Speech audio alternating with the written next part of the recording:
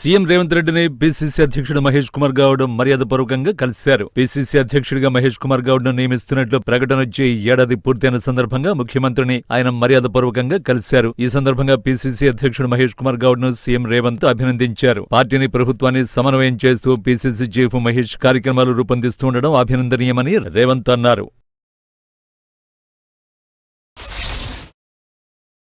తురకపాలెంలో అరుదైన వ్యాధితో మరణాలు సంభవిస్తున్నాయని, కారణాలు తెలుసుకునేందుకు కొంత సమయం పడుతుందని కేంద్ర మంత్రి పెమ్మసాని చంద్రశేఖర్ అన్నారు. తాగునీటి వల్ల వచ్చిన సమస్య కాదని మంత్రి స్పష్టం చేశారు. వాతావరణంలో తేమ, వర్షాలు వ్యాధి వ్యాప్తికి కారణం కావచ్చని తెలిపారు. రోగనిరోధక శక్తి తక్కువగా ఉన్నవారికి వ్యాధి సోకుతుందన్నారు. తురకపాలెంలో స్థితిగతుల్ని రాష్ట్ర ప్రభుత్వం ఆధ్వర్యంలో ఏర్పాటు చేసిన హెల్త్ క్యాంపును గ్రామీణాభివృద్ధి, కమ్యూనికేషన్ శాఖ కేంద్ర సహాయ మంత్రి పెమ్మసాని చంద్రశేఖర్ స్థానిక ఎమ్మెల్యే బి రామాంజనేయులతో కలిసి పరిశీలించారు. హెల్త్ క్యాంపులో ఉంచిన మెడిసిన్స్, పరీక్ష యంత్రాలు తదితరాల గురించి నేతలు, వైద్య సిబ్బందిని అడిగి తెలుసుకున్నారు. ఇటీవల మరణించిన వారి కుటుంబ సభ్యులను స్థానిక ఎమ్మెల్యే బి రామాంజనేయులతో కలిసి పెమ్మసాని పరామర్శించారు. రైతులు యూరియా కోసం క్యూలో నిలబడితే వారిని ఎగతాళి చేస్తూ బఫే ఏర్పాటు చేయాలని వ్యవసాయ శాఖ మంత్రి అవహేళన చేయడం దారుణమని వైఎస్సార్సీపీ విమర్శించింది. గత వైసీపీ ప్రభుత్వంలో రైతు భరోసా కేంద్రాలు ఏర్పాటు చేసి వేల కోట్లతో ధరల స్థిరీకరణ నిధిని ఏర్పాటు చేసి అన్ని విధాలా ఆదుకున్నామని రాయచోటి వైసీపీ నేతలు అన్నారు. బ్లాక్ మార్కెట్ను నియంత్రించి ఎరువులు పక్కదోవ పట్టిస్తున్న వారిపై చర్యలు తీసుకోవాలని వైఎస్సార్సీపీ నేతలు అమర్నాథ్ రెడ్డి, సురేష్ బాబు డిమాండ్ చేశారు. కడెం మండలంలోని రైతులు యూరియా కోసం నిర్మల్ నుండి మంచిర్యాల రహదారిపై ధర్నా నిర్వహించారు. యూరియా కొరత ఉండడంతో పొలాలను వదిలేసి ఆఫీసుల చుట్టూ యూరియా కోసం తిరిగితే పంటలు నాశనమైపోతున్నాయని ఆవేదన వ్యక్తం చేశారు. సొసైటీ చుట్టూ, ఆఫీసుల చుట్టూ తిరుగుతున్న ప్రభుత్వం, ప్రజాప్రతినిధులు, అధికారులు ఎవరూ పట్టించుకోవడం లేదని అన్నదాతలు మండిపడుతున్నారు.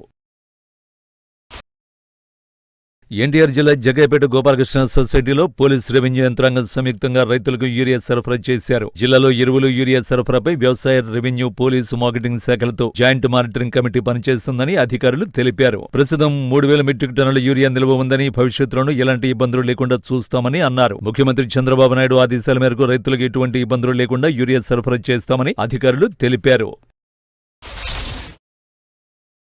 వనపర్తి జిల్లా పెద్దమందడి మండలం మంగంపల్లి గ్రామంలో ఇందిరమ్మ ఇండ్ల లబ్ధిదారులతో మంత్రులు గృహప్రవేశం చేయించారు. మంత్రులు పొంగిరెడ్డి శ్రీనివాసరెడ్డి, వాకిటి శ్రీహరి, జూపల్లి కృష్ణారావు, ఎమ్మెల్యే తూడి మెగారెడ్డి మంగపల్లిలోని లబ్ధిదారులతో ముచ్చటించారు. గత ప్రభుత్వం పేదలకు ఇండ్లు కడితే కమిషన్లు రావని కాళేశ్వరం ప్రాజెక్టు కట్టి డబ్బులు జేబులోకి దండుకున్నారని మంత్రులు ఆరోపించారు. సంక్షేమ ప్రభుత్వంలో 7 లక్షల కొత్త రేషన్ కార్డులు ఇచ్చినట్లు మంత్రులు గుర్తు చేశారు.